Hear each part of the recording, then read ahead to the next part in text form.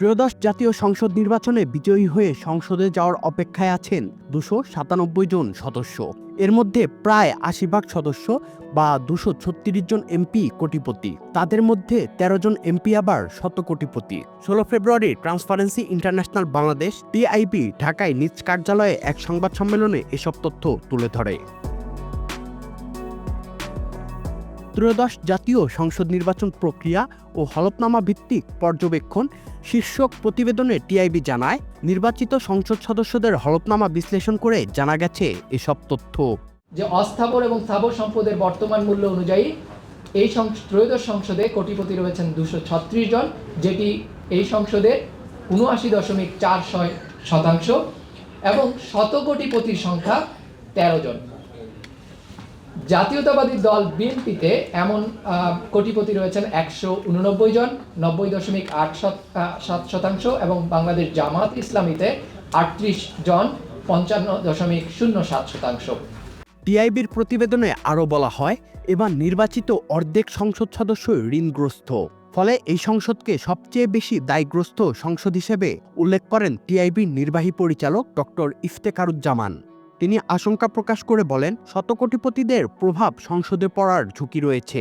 তাদের শ্রেণীগত স্বার্থ প্রাধান্য পাওয়ার সুযোগ তৈরি হতে পারে বলেও মনে করেন তিনি।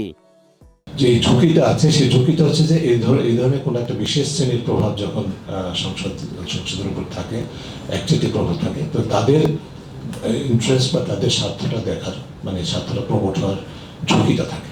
এর আগে যে অভিজ্ঞতাটা হচ্ছে, আমরা যে ঝুঁকিগুলোর কথা বলছি, এই ঝুঁকিগুলোর ফলে যে নেতিবাচক ফলাফল, সেই নেতিবাচক ফলাফলের ভুক্তভোগী কিন্তু সবার আগে এই সংসদে যারা সদস্য হিসাবে যারা অধিকার আছে, তারাই কিন্তু রাজনৈতিক হয়রানি থেকে শুরু করে এই যে চোরতন্ত্র এবং কর্তৃত্ববাদী শাসন ব্যবস্থা, সেটার ফলে সারা দেশবাসীর মতো তারাও কিন্তু ক্ষতিগ্রস্ত হয়েছে। প্রতিবেদনে বলা হয়েছে, নির্বাচনে অংশ নেওয়া প্রায় ৯৯% প্রার্থী কোনো না কোনোভাবে আচরণবিধি লঙ্ঘন করেছেন।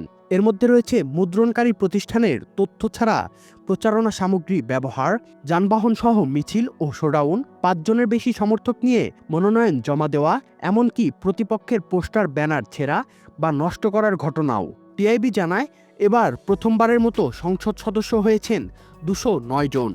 সম্ভাব্য প্রধানমন্ত্রী ও বিরোধী দলীয় নেতাও প্রথমবারের মতো সংসদে যাচ্ছেন। ফলে সংসদটি যেমন তরুণ তেমনি অনভিজ্ঞ বলেও মন্তব্য করেছে টিআইবি। দেশের ৭০টি আসনের ওপর পর্যবেক্ষণ চালিয়ে টিআইবি জানায়, ৭০টি আসনের অন্তত ২১.৪% আসনে এক বা একাধিক জাল ভোটের ঘটনা লক্ষ্য করা গেছে। ২১% আসনে এক বা একাধিক জাল ভোট করার ঘটনা পরিলক্ষিত ঘটেছে। ঠিক আছে, তার অর্থ এই নয় যে এই ৭০টা আসনে ২১% জাল ভোট পড়েছে বা জাতীয়ভাবে ২১% জাল ভোট পড়েছে।